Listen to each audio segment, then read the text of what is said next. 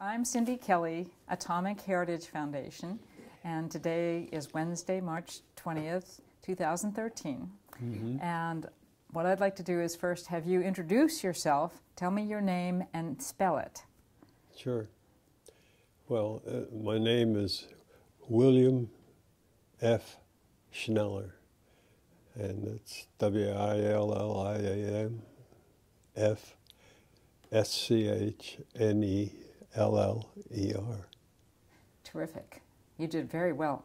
I still remember that. You still remember. So now if you can tell me your birth date and place of birth. Yes. My birthday was February the 25th, 1920, and it was in Bethlehem, Pennsylvania. Terrific. Not very far from here. No, that's true. That's great. Well, tell me, how did you get started? Where did you go to school and things like that? Well, I, of course, was in Bethlehem as I started school, and I went to the school in Bethlehem for the lower grades, and then I went to Liberty High School, where I graduated, and then when I graduated, I went off to Muhlenberg College, where I was there till 1940. I graduated in 42, and my wife went to Cedar Crest College, and a group of girls from Cedar Crest came over to Muhlenberg for an interfraternity dance, and that's when I met her, and we were married. Well, we were married. She was a senior in Cedar Crest when we were married, and I was off working. It was during the war, and DuPont was looking for male people to do work in their various industries that were for the war effort, and so that I was hired and immediately sent to Birmingham, Alabama, where they put me to work at the smokeless powder plant that they had going there for the war, and that's where I started working for them, and then I stayed with them for my entire working career, but in many locations. They kept sending me here, there, and the other places where they were doing work for the war, and I was helping them. There weren't that many male people. Most of them were in the service, so that I was one of the few that they had to send around and do various things where if they had problems in certain of their industries and whatever. Well, I guess we moved, I think it was 9 times, and all through the South, and then finally, of course, on to the Manhattan Project, and we then eventually moved out to the West Coast, where the atomic bomb was being set up to run. And that's where we, at Hanford, and that's where we were for a period of time as I worked on the bomb. And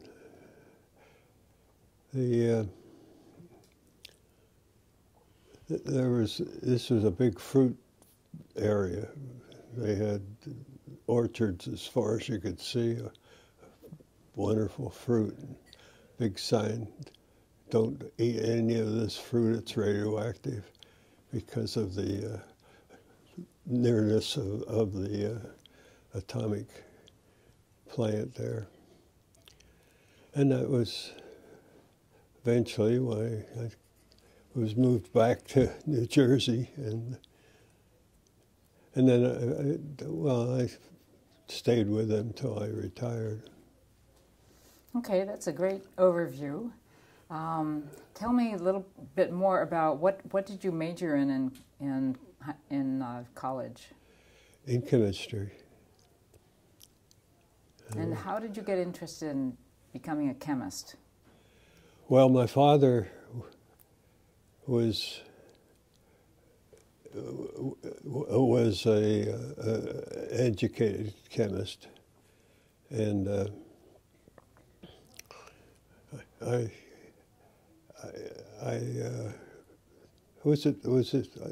was what interested me too, and so that when I went to college, that's what I got involved with. You were probably way ahead of the class. Well, I don't know about that, but that's where it was. That's great. So did DuPont have a big ramp up then in World War II with its munitions work? You mean? Did they build new factories or expand them, or? Well, yeah, I guess they took over numbers of factories and did war work for the government, and they didn't like build buildings necessarily. They took over a lot of the industry, and that's pretty much where it's at, I guess. So what do you remember of being asked to go to Hanford to be part of a secret work out there? Well, I know that my wife, I told my wife what we were doing, and so she was informed of it, and I don't know, we moved around to different industries, and then finally I was told that they wanted me on the Manhattan Project, and then that I could tell my wife, but no one else, what I was doing and why and so forth.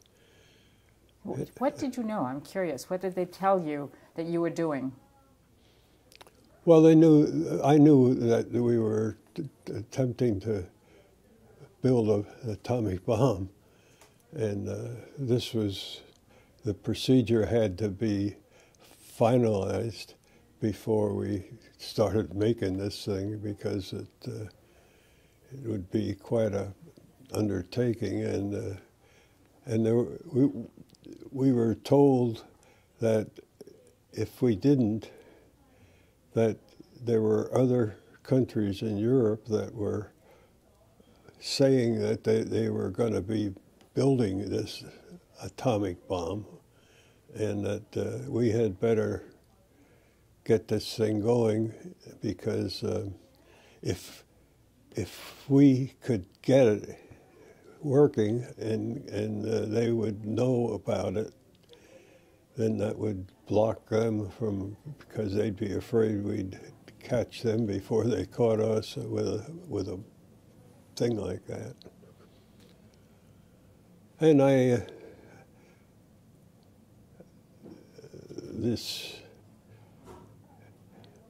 guess the one thing that was kind of scary, and I unfortunately, as I was in the laboratory, and this is a pretty big laboratory out at Hanford, and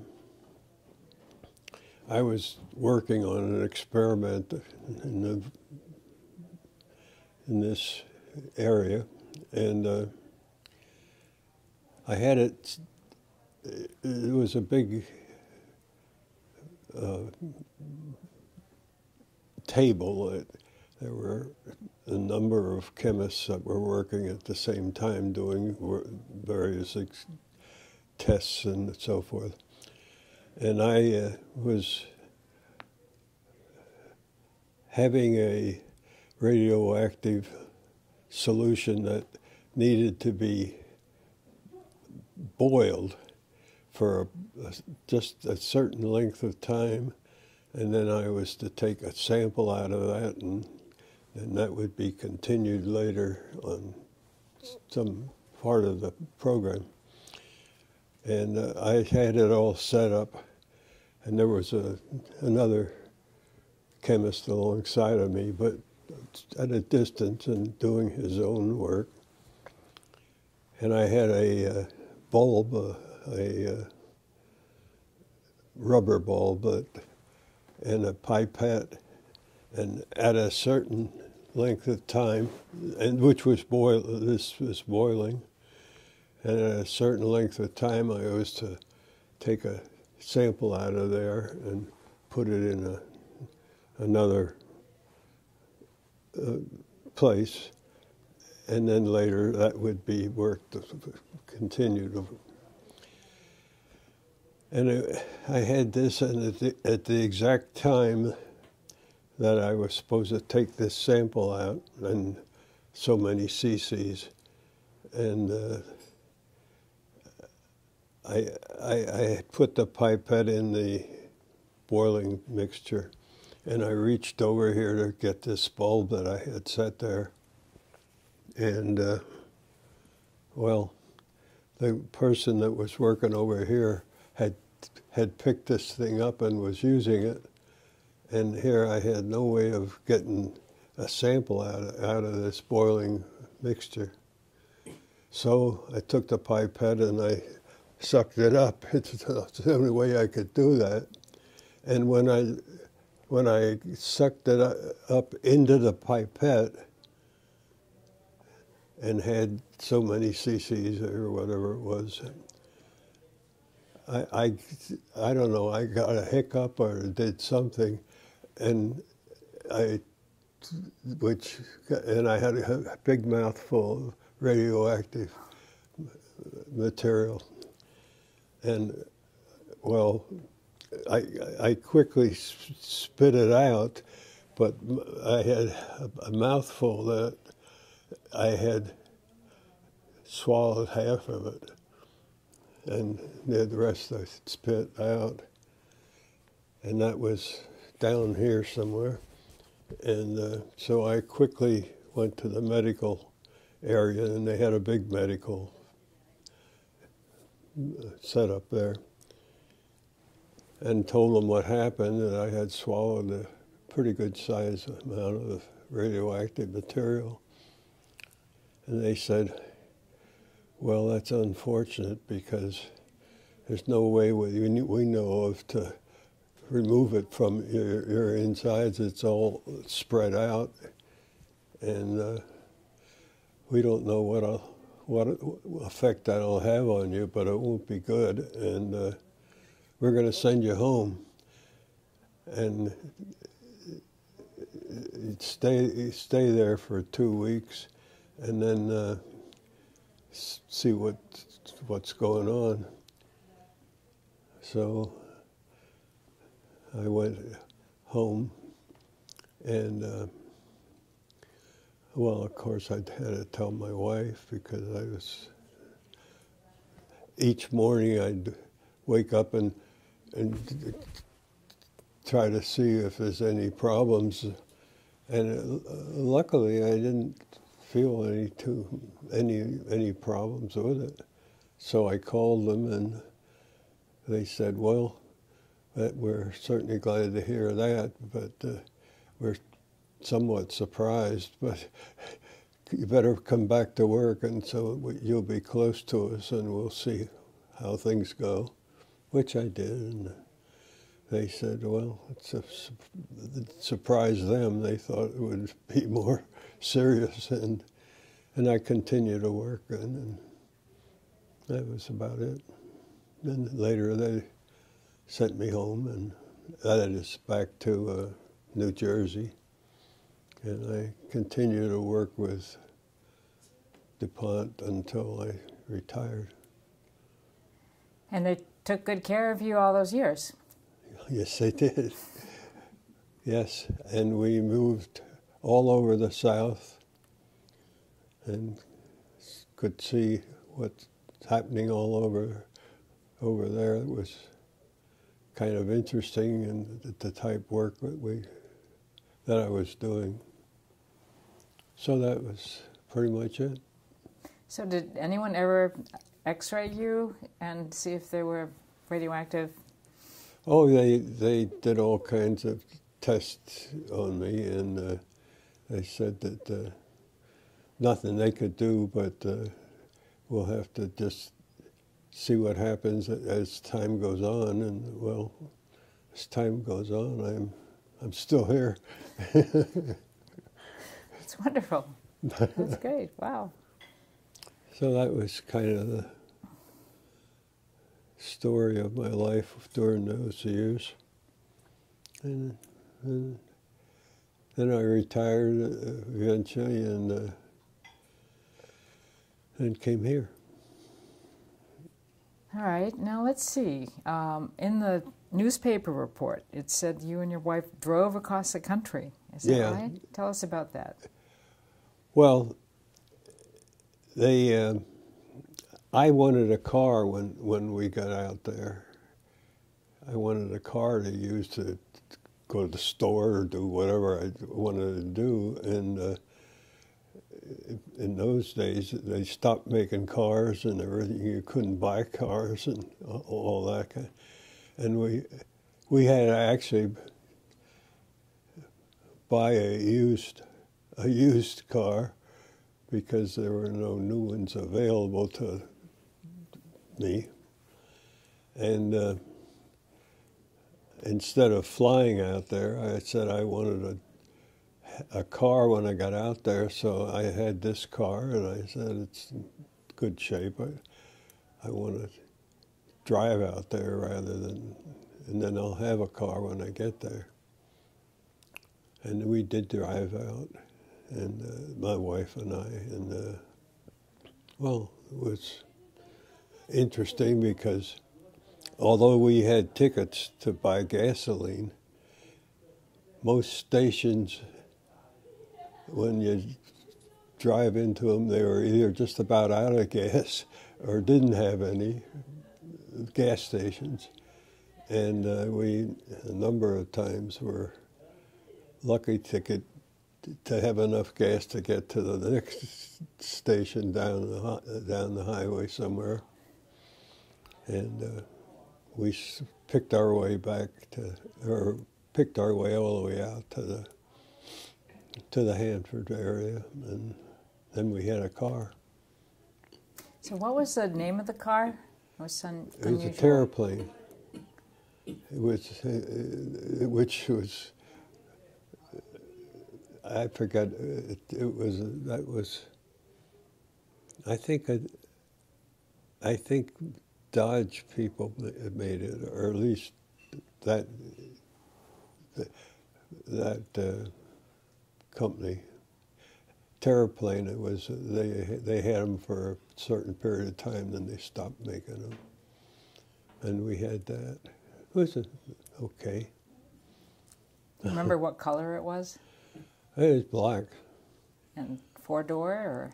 No, it was a two-door. It was a coupe, and took us out there, so it was okay. How many cylinders? I think 6. 6. Yeah. I think it was 6, yeah. Is it good gas mileage? Yeah. Yeah, it was fine. Couldn't have had no complaint on it. Then when I got out there, I had it for a while. And finally, I guess we got rid of it before we came back to, I guess we flew back to New Jersey. So what year was it that you went to Hanford?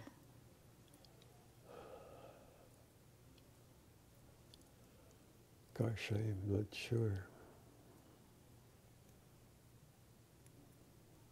I don't know. I'm not sure. So what you say you worked in a laboratory? Yeah. Was that in the 300 area? Do you remember? Sort of just north of the city of Richland? North of what? The city, the village of Richland. There was an area set aside for laboratory work. It was called the 300 area. Okay. Because otherwise you had to drive a total of 26 miles to get out to the river where the B reactor was. Yeah. You didn't work, did you work in the reactor building or around the B reactor? No, I was in the front area there where all these orchards were, and I worked in there in a lab there. So where did you live? We lived in Richland, I guess, was it? Yes. We had a prefab there that they had built for the employees, a bunch of prefabs, which is kind of interesting. I know that they had these big signs, don't pick these fruit because they're radioactive. And there was always somebody picking them and taking them.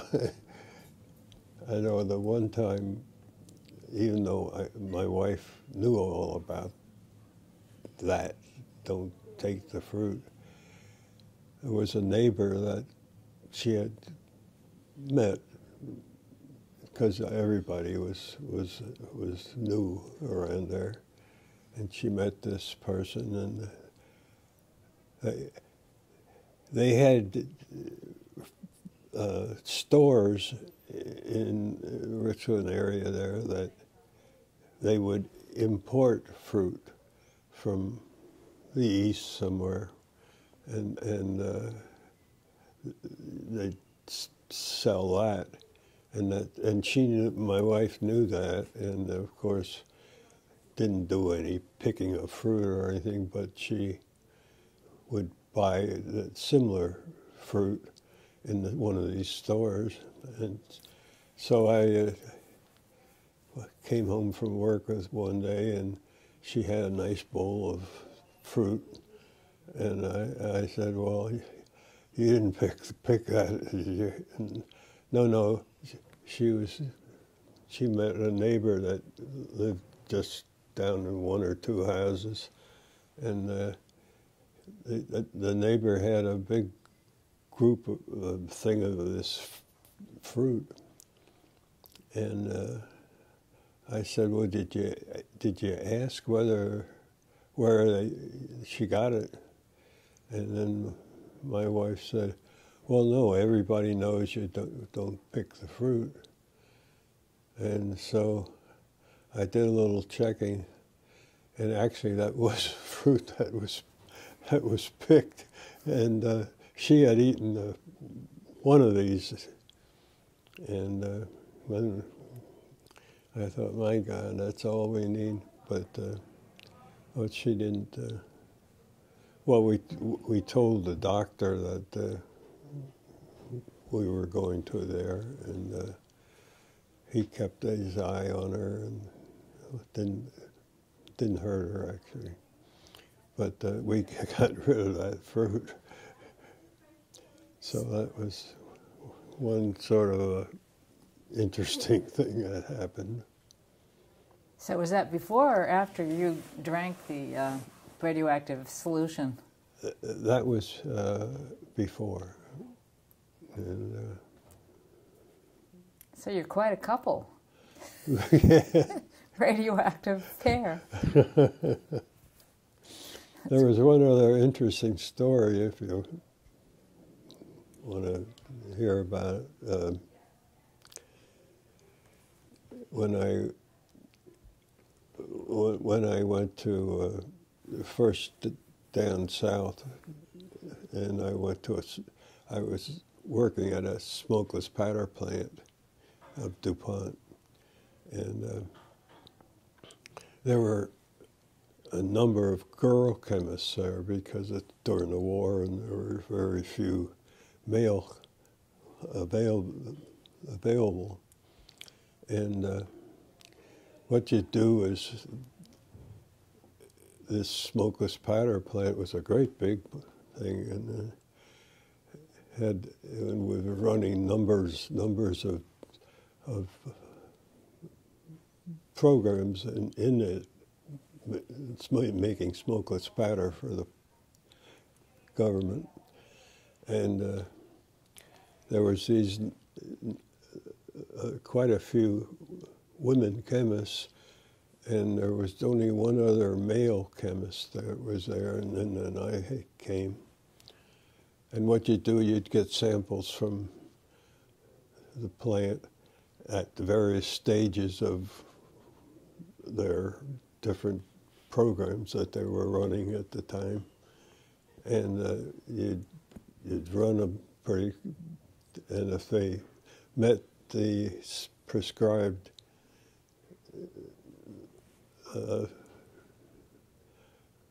that they were okay, then you'd take the sample and into the supervisor's office and put it on a place where they told you, and then the supervisor would take a sample, and if it was okay, he'd call the plant and said, you can continue with that batch, it's okay, that type thing. And this one time pretty early, I took a sample in that turned out okay. I took it in and put it where I was supposed to, and the supervisor wasn't in the office. He was in the next room doing something, I don't know. But as I came in, there was a girl chemist in back of me bringing her sample at the time, and there was a girl chemist just leaving the office that she had put her sample there and so forth. And the girl that's leaving, she said, you know, I ran that damn thing 4 times and it didn't come out, so I just fudged it. Now this is a smokeless powder plant, and it could have gone up in any minute, and that would have really because this was a big plant, and all powder in there, and the other girl said, oh, you did? Oh my gosh. And then actually the supervisor was in the next room, and he was bending over getting something down under her, and he heard every word she said. So the next day I came to work, she wasn't there. I never saw her again. But that was quite a story. She fudged it. So it's about where it's at. That's great. So that was the way DuPont could not afford anybody who fudged things. Oh yeah, you bet. Yeah, that's a good company, very good. Tell me about how you were dealing with unknown dangers. Obviously, the radioactivity out at Hanford added to the chemical hazards. What kind of, you mentioned the medical unit, what other precautions did DuPont take to protect worker safety or the environment that you might recall? Well, they certainly called you in when you first arrived and went over as much as they could as to what you should not only do, but how you should do it, and what not to do, and things of that sort. They were very, that was very important to them, and I think it was certainly important to me and any other people that were just coming in. And we survived. Do you remember any other similar incidents that might have happened at Hanford where somebody failed to measure up? No, actually, we didn't get real chummy and stuff. We pretty much did our thing, and that was it. And when it was time to do something else, well, we were told what we should be doing, and it was pretty well controlled, and for good. It was good that they were that way. Were you discouraged from talking to your colleagues? Yeah, we were told that don't disturb somebody else and don't get them excited about something or other. Just do your thing, and that's where it's at. And I think that was a good idea. Was that something that was peculiar or special about Hanford, or since you worked for DuPont for many, many years, were they like that in other situations after the war? No, after the war, it was on you. There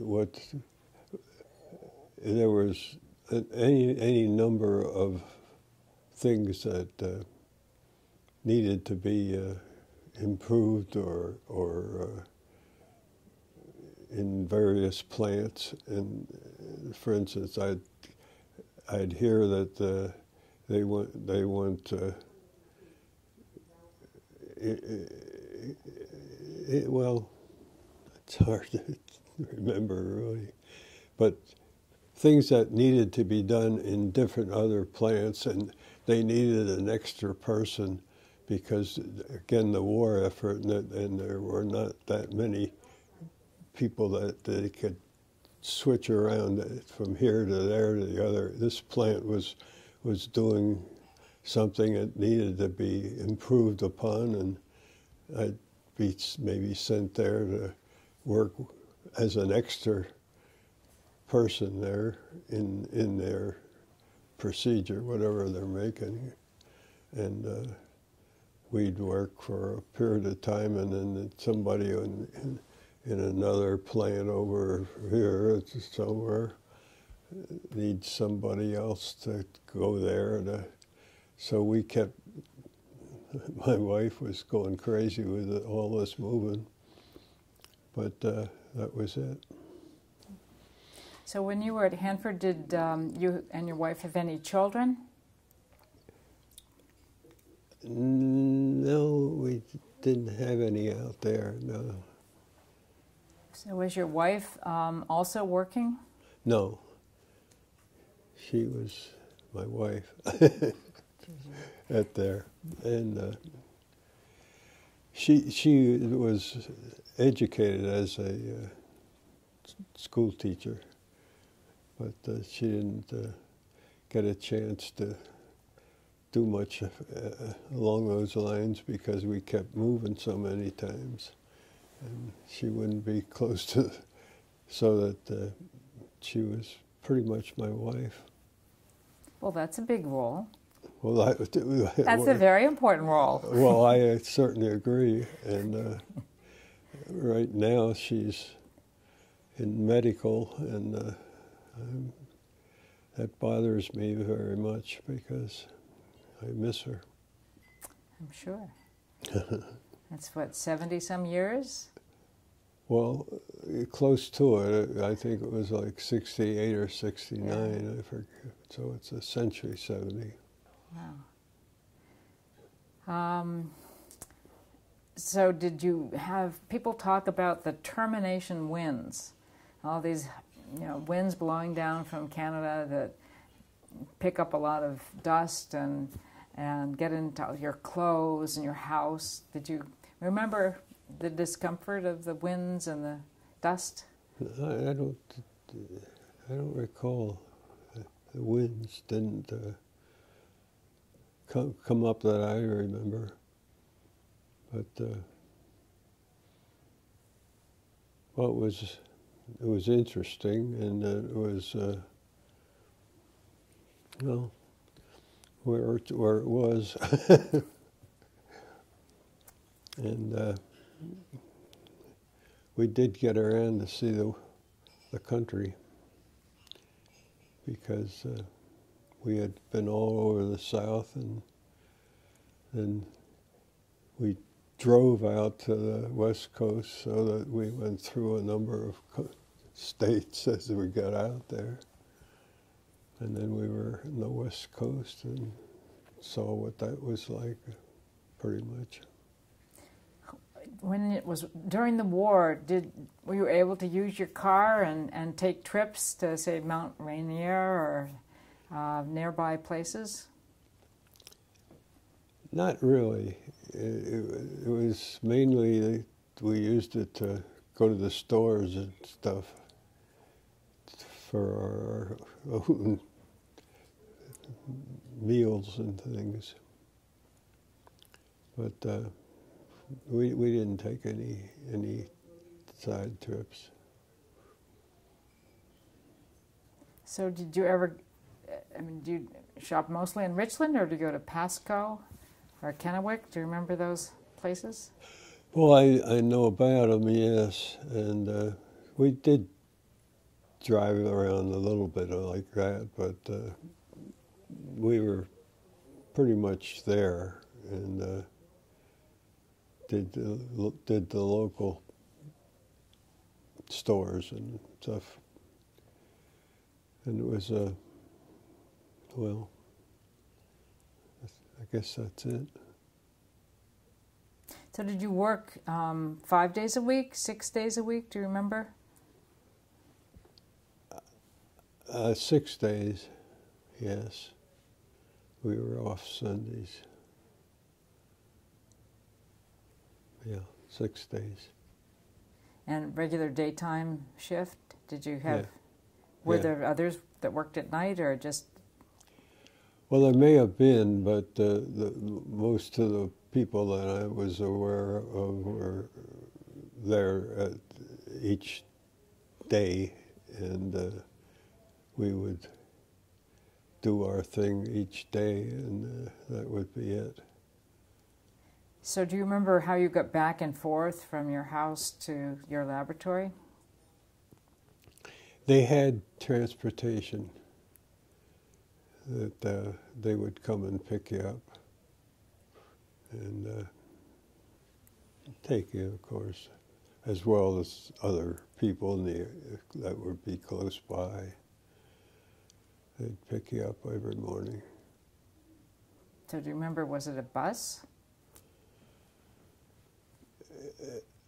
Yeah, it was a semi-bus. I mean, it wasn't a big thing, but it was a bus type in the vehicle, yeah.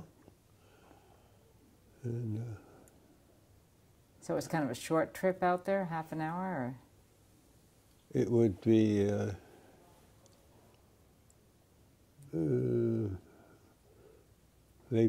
maybe 20 minutes or 25, yeah, or close to a half hour maybe. But it was nice that you didn't have to do the driving. But it was, I was glad when we got back to New Jersey. What made you happiest about leaving Hanford, or what kinds of things did you miss? Well, I just felt that it wasn't healthy to continue to work with radioactive materials. And I thought that sooner or later it would be something that would not be good happening. But I'm 96, or 93, I mean, and I guess it didn't hurt me too much. So after the war, you weren't working on radioactive things for DuPont? No. I would be whatever the plant would be making in that particular time. I'd fill in to try to improve it or whatever the problem was. So do you remember when it became public what you were doing? August 6th announcement of the bomb on Hiroshima?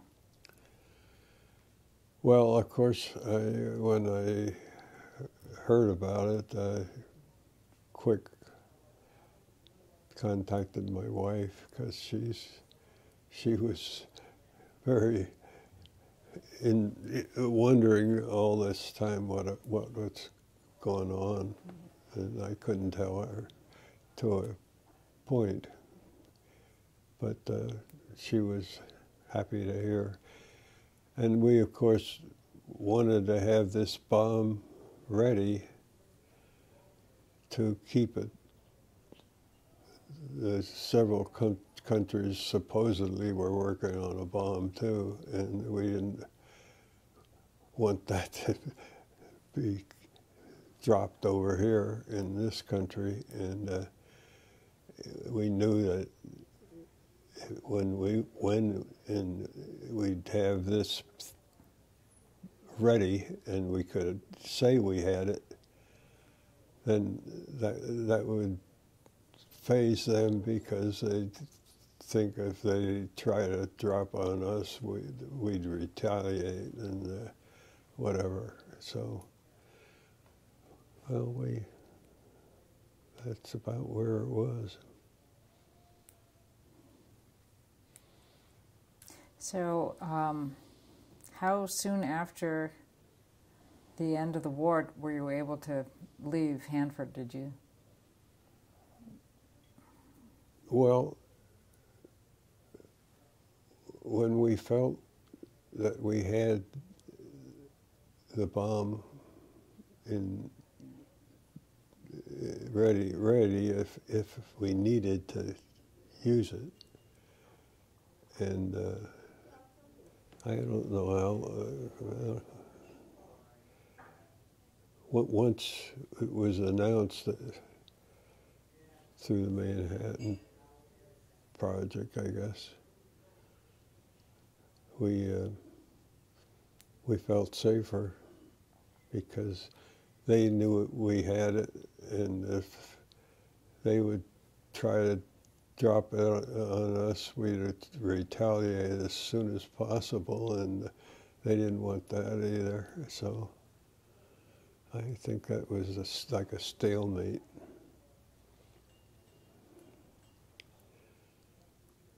And I don't know what the status is right now out there. I don't hear anything. It's an uncertain world. Yeah. Hard to know. That's probably true. Yeah. It's still a threat. Well, yeah. That's true. Yeah. Well, anyway, we both were raised with dogs, and we missed not having one when we were at Oak Ridge. And so somehow or other we got to know if we'd take a bus out of Oak Ridge to, I guess we said to go to some store.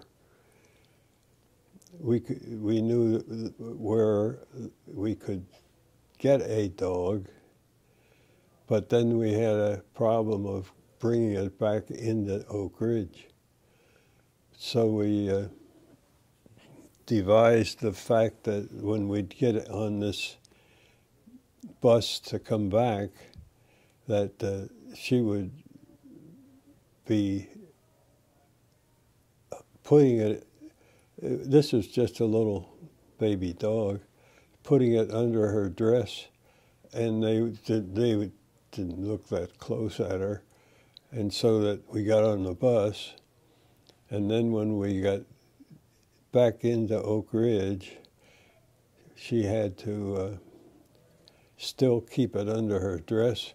We left the bus, but then we had the problem of being there, and this dog, and if they'd come around and see if you had a dog when you were first going into the Oak Ridge, you were allowed to keep it for a period of time, and so we tried to set it up so it looked like we had this dog,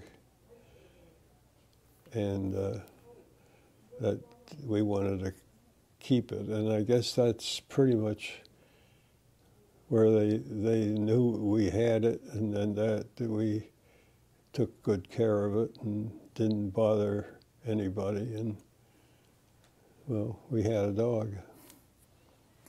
And what was the dog's name? Okie. Okie for Oak Ridge. That was the dog's name, yeah. So tell me about Oak Ridge. When were you there? Well, we were at Oak Ridge early in my employment with DuPont. They sent us to Oak Ridge for, well, we worked in that area. And this is when we wanted the dog, and we got it at somewhere out of Oak Ridge, and brought it in pretty much hidden, and then we named it Okie for Oak Ridge, and we had it for quite a period of time, and it was a nice dog. And were you being trained at Oak Ridge, or what was your role there?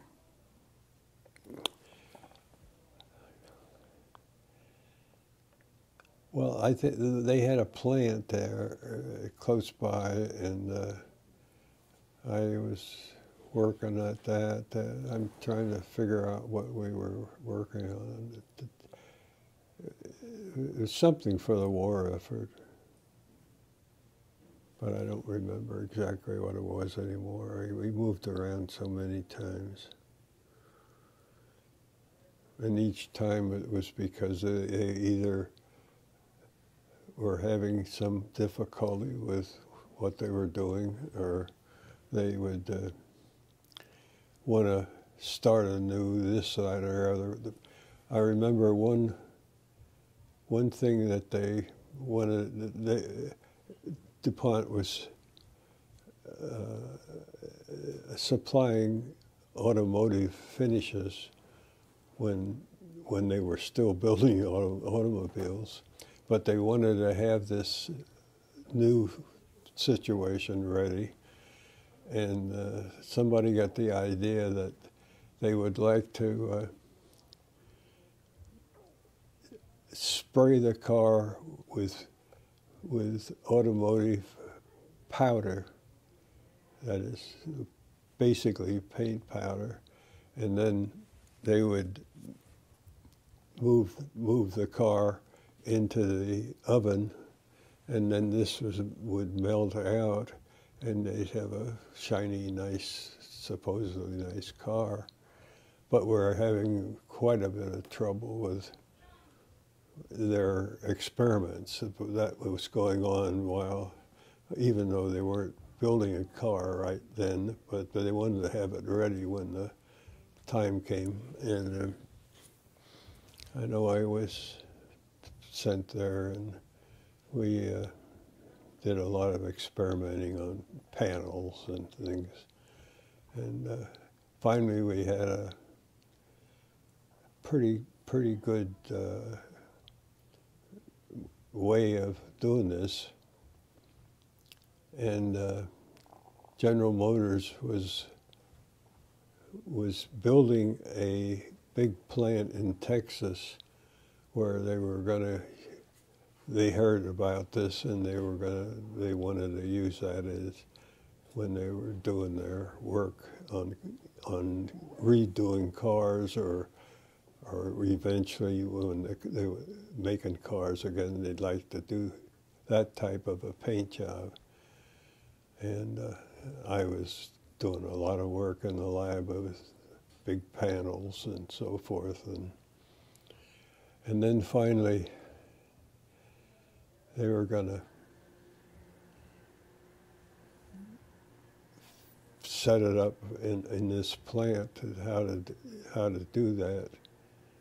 And I was almost ready to go down there and work with them, and they decided I had to do something else, and I went to another place. But I had it pretty well worked out on large metal panels, which would be like the side of a car, and it did well. And they were General Motors was going to use that procedure when they could start doing cars again. That's one of those things. So, that's very inventive. Can you think of other things that you might have been responsible for, or things you had to invent, or that were being developed for the first time? Oh gosh.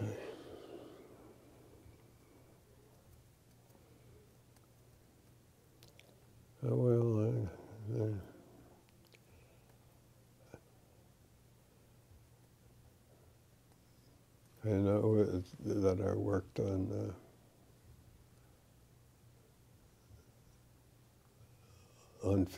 finishing cedar chests for who's the company that's known for their cedar chests? Lane. Huh? Lane. Yeah, Lane cedar chests.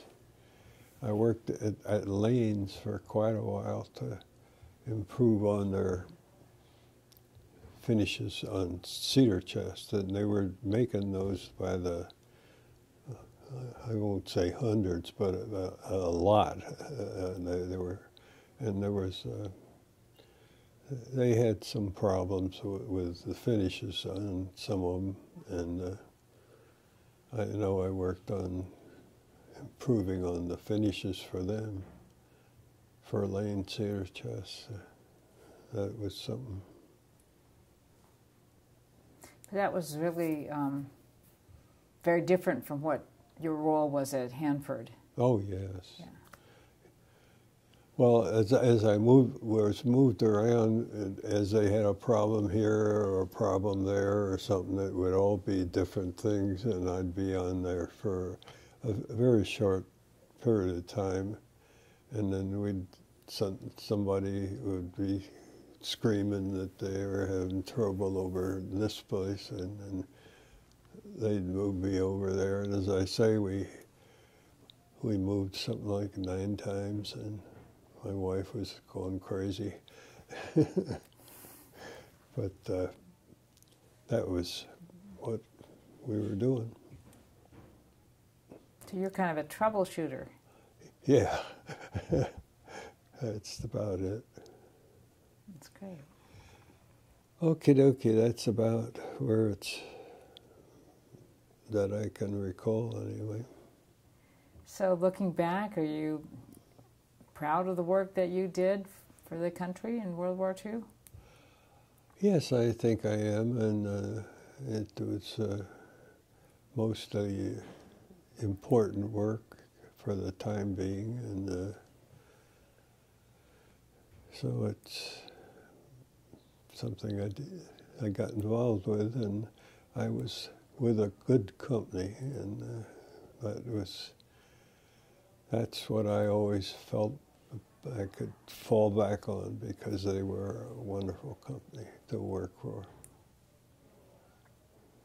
I have heard that from so many DuPont employees. I bet, yes. It's really, I did a film on Crawford Greenwald. Oh, You recognize that name? I do, yeah. He was a chemical engineer and was responsible for sort of overseeing the Hanford operations. Oh, Maybe okay. not the top role, but Yeah. Very near the top. Uh-huh. And he worked with University of Chicago, Enrico Fermi, and the Yeah. design team for the reactor and the buildings, the chemical separation plant. Well, I worked at the Chicago for a short period of time till it was time to go out. So I worked on some of that at Chicago. Doing chemistry work for Yeah, for the bomb. so were you studying? It was part of the Manhattan Project work. But it was a short time that we were in Chicago, and then we were from Chicago's when we drove out to Hanford. So did you get to Los Alamos? Yeah, I think, well, I can't remember too much, but I know that we were through that area. But in terms of work, you were under DuPont Yeah, at Oak Ridge, Chicago, and Hanford. yeah. Right. Mm-hmm. Yeah. And you won't tell me what you did. It's a secret. I think so. I don't want to be crucified. Oh. So it's pretty much the story.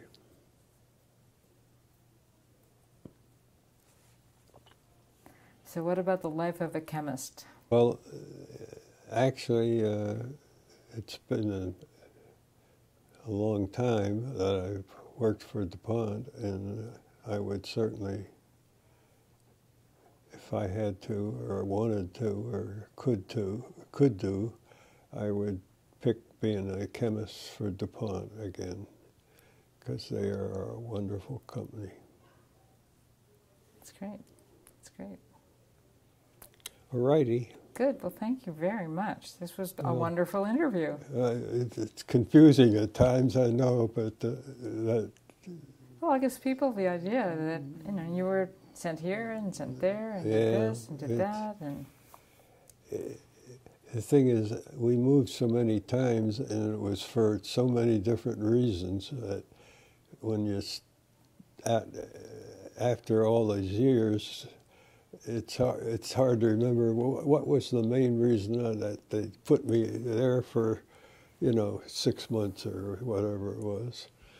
And as I said, my wife was getting pretty upset on all these moves, which was affecting her because she just about have her places all set and everything, and all of a sudden I'd come home and say, you know what, we're going to have to move again. And she'd say, but we managed, and she's unfortunately here in the medical area that I don't know. I hope something can happen that she can get over what she apparently has. Pardon me. So you have a daughter, a lovely daughter? 2 daughters. 2 daughters. Oh. One lives in Canada, and Linda, of course, lives locally. And then we have a son living in Bethlehem. Any chemists in the family? No chemist, but he has his doctorate and works with people similar to what his mother is involved with over here. He works in that area, and has come over to see her, of course, recently. But Linda, of course, is a retired school teacher, and Bonnie, the one that lives in Canada, she's now in Maui because Canada is so cold in the winter. And they have a place in Maui to go to during the winter period. And she's still over there. And that's about the family. Well, that's great. Well, they all survived the moves, sounds like. Yes, they did.